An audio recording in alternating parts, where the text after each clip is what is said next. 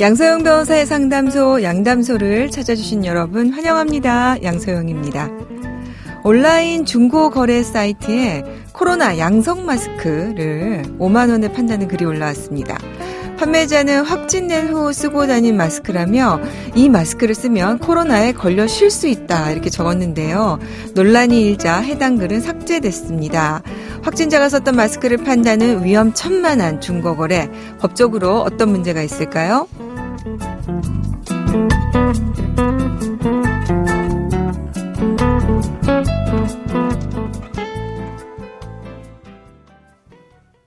법무법인 승인 양소영 변호사입니다.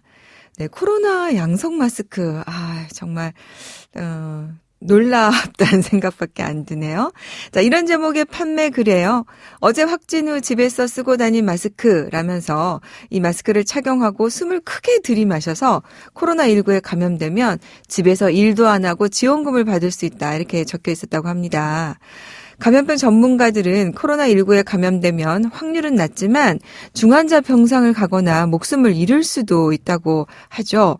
코로나에 감염된 확진자들 상당수는 격리가 해제된 이후에도 후유증에 시달린다고 경고를 하고 있고요. 저도 주위에서 실제로 봅니다. 절대 일부러 걸려서는 안 되는 건데요. 또 개인차가 있어서 이렇게 증상이 가볍게 지나가는 사람도 있지만 정말 죽을 만큼 아팠다는 사람 실제로 주위에 많이 있고 중환자들이 지금 굉장히 늘어나고 있지 않습니까? 정말 위험한 일입니다. 자, 법적으로 그래서 처벌 대상이 될 수 있습니다.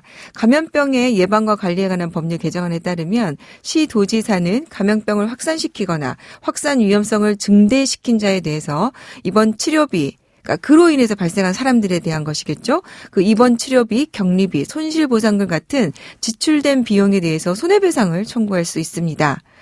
네, 코로나 마지막 고비를 버티고 우리 모두 참 힘들어하고 있는데요. 이런 어리석은 일로 모두의 노력을 물거품으로 만드는 일은 없었으면 합니다.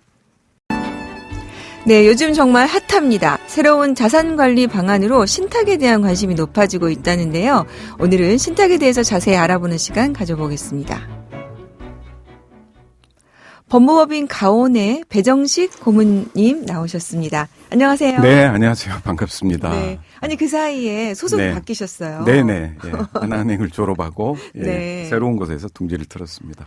사실 저희 양담소에서 신탁에 대해서 새로운 관심과 바람을 불러일으켰다고 해도 과언이 아닐 것 같은데요. 네. 우리 배정식 고문님은 유언 대형 신탁 상품을 개발하신 소위 신탁 분야의 최고 전문가십니다. 과찬이십니다. 네. 실제로 네. 가장 앞서서 연구를 하셨으니까요. 네네. 그리고 또 해외 사례에 대해서도 굉장히 연구를 많이 하셨다고 제가 알고 있는데 책도 읽었고요. 네, 고맙습니다. 네. 자, 그런데 아직도 이 신탁에 대해서 생소하게 여기는 분들이 많이 있습니다. 좀 쉽게 설명을 한번 해 주시겠어요? 네네. 신탁이라는 것은 말 그대로 내가 갖고 있는 재산을 믿을 만한 사람에게 맡긴다. 이런 뜻입니다. 네. 그리고 내가 가지고 있는 재산이 부동산, 또 현금, 주식도 있겠죠. 이런 재산을 믿을 만한 사람한테 맡겨놓고 운용해라. 네. 또 처분도 해라. 네. 그다음에 상속도 해라. 이렇게 네. 할 수 있는 하나의 자산관리 플랫폼입니다. 이 제도가 굉장히 오래된 제도라면서요. 그렇죠. 예, 우리한테는 이제 낯설지만 이제 원래는 이제 중세 유럽 이제 십자군 전쟁 때 11세기 때부터 시작됐던 굉장히 오래된 자산관리 방법이고요. 네. 영미나 호주 이런 데에서는 굉장히 보편적인 제도로 활용이 되고 있고 네. 우리한테 자산관리 수단으로 이렇게 들어온 지는 약 10년이 좀 된 것 같습니다. 그러니까 십자군이 전쟁 나가면서 그 재산을 맡기고 가는 것부터 유래가 시작이 됐나 그렇죠. 보군요. 예. 네.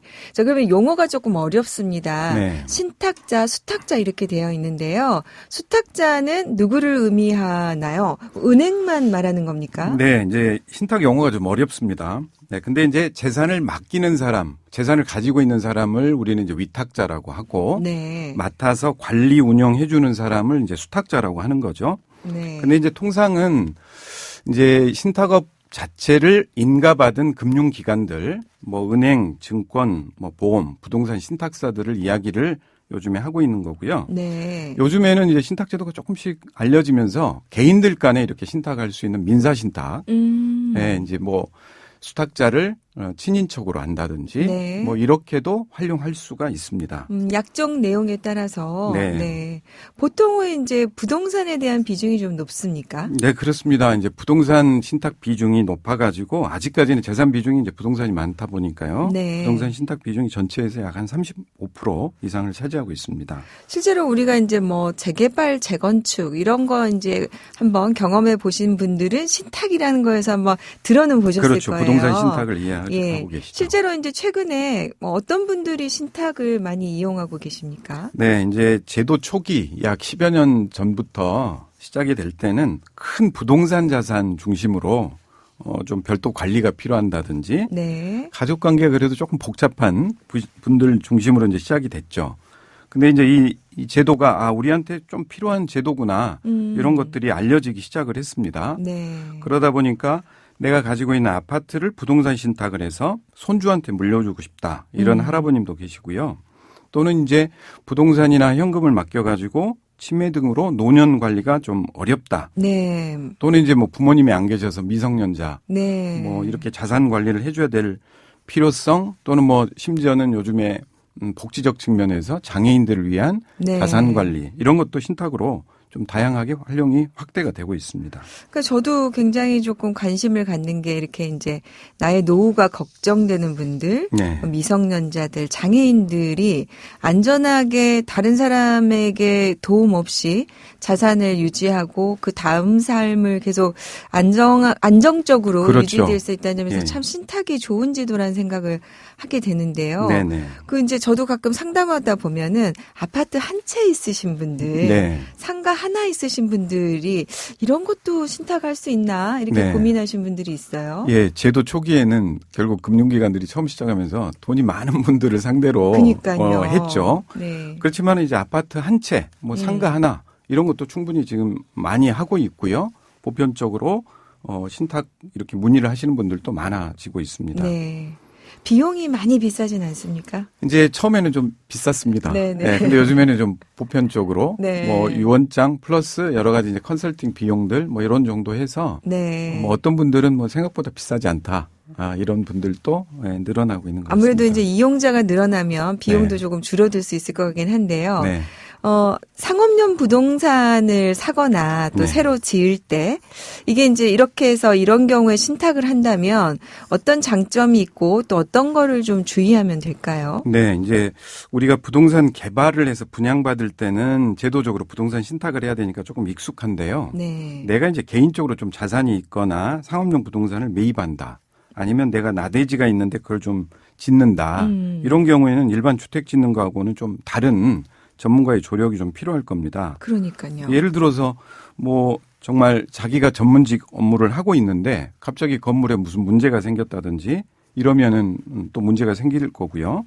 또는 뭐 공실이 생겨서 네. 뭐 수익이 떨어진다든지 이러면은 본인의 전문 지식이 없으면 정말 어려울 겁니다. 네. 근데 이제 신탁을 통해서 그런 전문적으로 하는 그 전문가들의 조력을 좀 사전에 받고 매입을 하고 또는 이제 관리하거나 처분하는 이런 전반적인 업무들을 신탁 시스템 통해서 네. 한다면 훨씬 그 상업용 부동산에 대해서도 의미 있게 관리가 될 것 같습니다. 이런 부분도 다 해서 신탁을 할 수가 있군요. 네네. 그러면은 그 주의할 점은 어떤 게 있을까요? 이제 아무래도 이제 신탁을 하는 주체, 예, 이제 수탁을 받아서 하는 주체들이 또 전문성이나 또는 관리의 범위 이런 것들이 조금씩 다 다릅니다. 네. 그래서 이제 충분히 우리도 병원을 가거나 뭐 이렇게 전반적인 검토를 받는 것처럼 좀 여러 군데 한번 좀 자산 컨설팅을 받으면서 네. 나에게 맞는 솔루션을 찾아가시는 것도 굉장히 좋을 것 같습니다. 그러니까 구체적으로 어떻게 관리해 줄 것인지에 대해서 계약서를 작성하는 부분을 어쨌든 주의를 좀 많이 해야 그렇습니다. 되겠군요. 가장 중요한 거죠. 네, 이 부분에 대해서는 법률가의 조언도 좀 필요할 것 같은데요. 그렇습니다. 이럴 경우는 어떻습니까?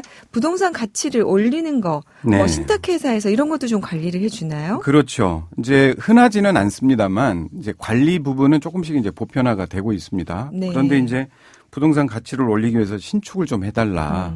또는 리모델링을 해달라 이런 이제 요구가 생길 수가 있습니다. 근데 이제 건물 한 번 지으면 진짜 10년을 늙는다고 하는데요. 이제 그런 경우도 신탁을 통해서 임대 수익을 올려주거나 네. 아니면은 지은 지 아주 오래된 꼬마 빌딩 이런 것들에 대한 그 수익성 타당성도를 좀 점검을 해가지고 자산 가치를 올리는 그런 일들도 신탁에서 할 수 있을 것 같습니다. 신탁을 맡아서 하는 수탁자분들은 그러면은 여러 가지 전문가들의 조언도 필요하고 공부도 많이 필요하고 그러시겠습니다. 그렇죠. 법률적인 부분부터 네. 실제 부동산에 대한 전문가, 그다음에 또 여러 가지 이제 자산 운용 네. 이런 부분들이 같이 모여야 정말 원하는 솔루션이 나올 것 같습니다. 네. 신탁을 하면서도 이런 솔루션을 갖출 수 있는 능력이 되는 네. 회사를 잘 선택하고 수탁자를 네. 선택하고 또 그런 법률적인 구체적인 나의 니드를 반영할 수 있는 계약서를 작성하는 것이 중요하겠다는 생각이 드는데요. 네, 그렇습니다. 실제로 부동산 신탁을 활용하는 사람들은 어느 정도 됩니까? 시장 규모가? 네, 이제 우리가 신탁 규모가 점점 이제 확대가 되고 있는데요. 작년 말에 이제 1,000조를 넘어섰습니다. 네. 그래서 아까 이제 부동산 신탁 규모 말씀드린 게 약 한 35% 정도, 340조 정도가 되고 있고요. 네. 대부분은 이제 상가나 아파트 분양을 받을 때 활용하는 이제 부동산 개발 신탁 혹은 뭐 기업에 쓰이는 담보 신탁 이런 거지만요. 요즘에는 개인의 이제 투자라든지 자산 관리, 처분을 위한 신탁이 규모는 좀 적은 편이지만 점점점 그 비중이 늘어나고 있습니다. 네. 네.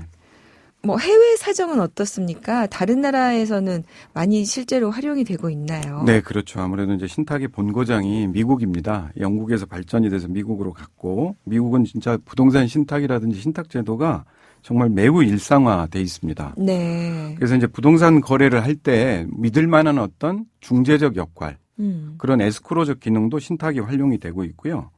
뭐 상속이 될 때에도 뭐 이제 주마다 좀 다르긴 합니다만은 15만 불, 즉 뭐 우리나라 돈으로 1억 5천만 원 정도 이상이면 상속을 위해서는 꼭 신탁을 제도적으로 활용을 해야만 하는 경우가 있습니다.